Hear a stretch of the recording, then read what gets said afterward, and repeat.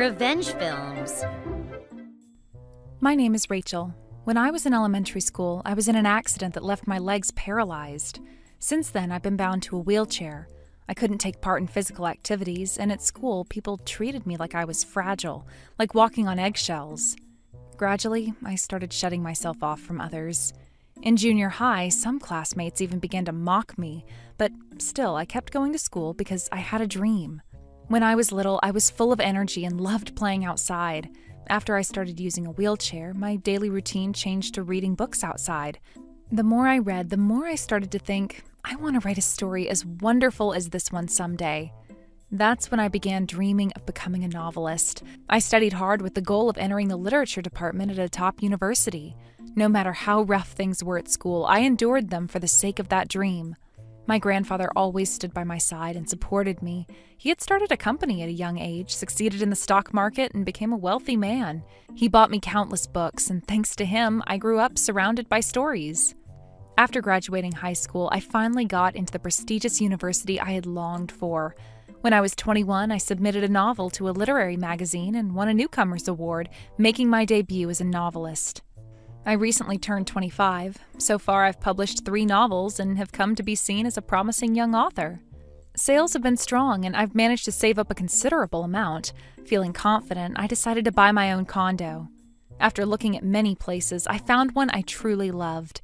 The day of the contract finally arrived, and I was filled with excitement at the thought of moving from my small apartment into a larger, cleaner space. But when I arrived at the real estate agency, a female employee approached me and I instantly recognized her face. It was Natalie, a classmate from junior high. Back in those days, she had mocked me more than anyone else. As soon as she saw me, she'd say things like, "A wheelchair? What a pitiful life." Then just laugh. During PE class, she'd say, "Come on, just try running." She even tried to drag me out of my wheelchair. She harassed me relentlessly. Of course, I hated her. And now here she was, right in front of me again. Since graduating junior high, I hadn't seen Natalie even once. I never imagined I'd run into her in a place like this. There was a faint hope in my heart. Maybe she wouldn't recognize me after all this time. Holding on to that hope, I took a seat at the counter where I was guided.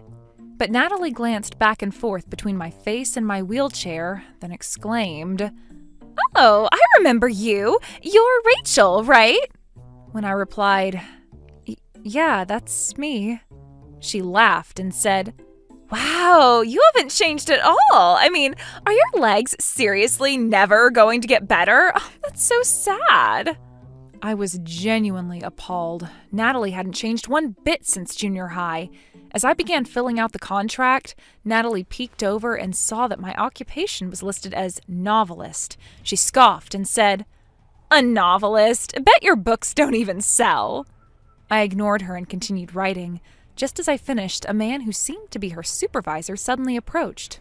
"Excuse me, are you the Rachel, the novelist? I'm a huge fan. Could I please get your autograph on this?"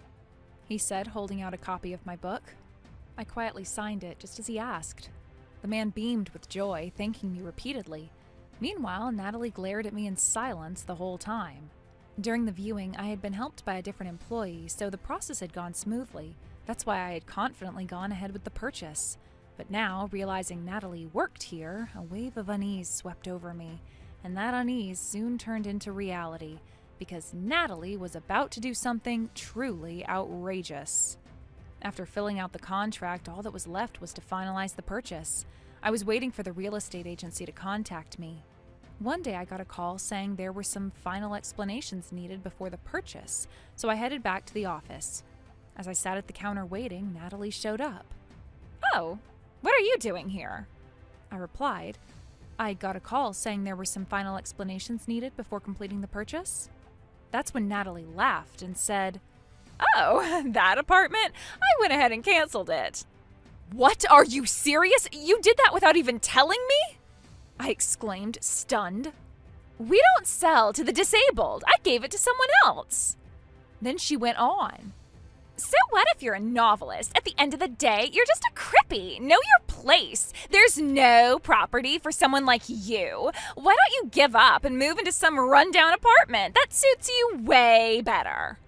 She hurled insult after insult, and then, looking satisfied, she tore up the contract right in front of me. Furious, I stood up and said, "You think you can get away with this?" And with that, I stormed out and headed to my grandfather's house. My grandfather, a wealthy man with years of experience in real estate and investments, was the one person I could turn to for advice. I told him everything. As soon as he heard what had happened, his face turned red with anger. What's the name of the real estate agency, and who was the employee? He demanded. When I gave him the company's name and told him about Natalie, his eyes narrowed. That company manages a ton of my real estate properties, and they treat my granddaughter like this? Unforgivable! Without another word, he picked up his phone and made a call.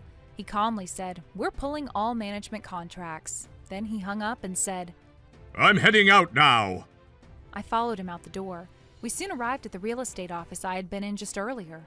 The moment we stepped inside, the branch manager rushed out, flustered. Sir, what was that call just now about? He asked in a panic. Then my grandfather told the branch manager everything that Natalie had done to me and said firmly, I cannot entrust my properties to a company that employs someone like her. The branch manager immediately bowed his head in apology, but when my grandfather insisted, I have already decided to take my business elsewhere. The manager quickly called the company president to explain the situation. The president rushed over in a panic, called Natalie into the office, and shouted, What the hell do you think you're doing? Apologize to the customer! He forcibly made Natalie bow her head. What's going on? Natalie asked in confusion. The branch manager said, This gentleman manages a large portion of our properties. I added, He's my grandfather. Natalie instantly turned pale. When the president found out she had canceled the contract on her own, he exploded with anger. You're fired! Don't ever come back to work! He yelled, and Natalie begged, Please don't do this all of a sudden. I don't know what to do. But the president shouted, Shut up and get out now! With tears in her eyes, Natalie left the office. After that, both the president and branch manager apologized repeatedly to my grandfather and me, promising to thoroughly retrain their staff. My grandfather agreed to forgive the company this time only, but he never forgave Natalie. Using his connections, he made sure Natalie wouldn't be able to get hired by any other real estate company. After being fired, Natalie found herself unable to support herself. Desperate, she searched for a new job, but was repeatedly rejected by real estate agencies when she sent out her resume. One day, in a panic while driving home from the employment office, she rear-ended the car in front of her, causing a chain reaction accident. She was then hit with a huge compensation claim. Burdened with debt and forced into a wheelchair by the accident's after effects, Natalie began to resent me deeply. She started insulting me on social media, spreading false rumors that I had somehow caused her accident and that I was unworthy as a writer.